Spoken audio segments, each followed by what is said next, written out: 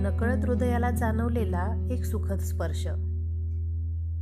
खरं तर प्रेम ही संकल्पना माणसानेच निर्माण केलेली आहे. म्हणून तर कदाचित देवालाही प्रेमात पडण्यासाठी माणसाचा अवतार घ्यावा लागला असावा. असं म्हटलं जातं, अशी एकच गोष्ट आहे जी शब्दात व्यक्त करता येत नाही, ते म्हणजे प्रेम. ते प्रेम मग आईचं तिच्या बाळावर असो, गाईचं तिच्या वासरावर असो, कवीचं त्याच्या कवितेवर असो वा लेखकाचं त्याच्या लेखावर, त्यामध्ये कसलाही भेद करता येत नाही. खरं तर हे प्रेम म्हणजे नक्की काय? एखाद्याच्या डोळ्यात आनंदाचे अश्रू असणं म्हणजे प्रेम.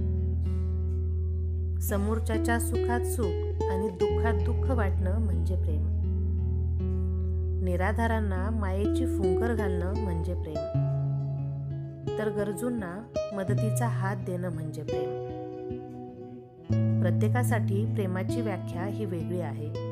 खरं तर प्रत्येक दिवस आणि प्रत्येक क्षण हा प्रेम व्यक्त करण्याचा असतो.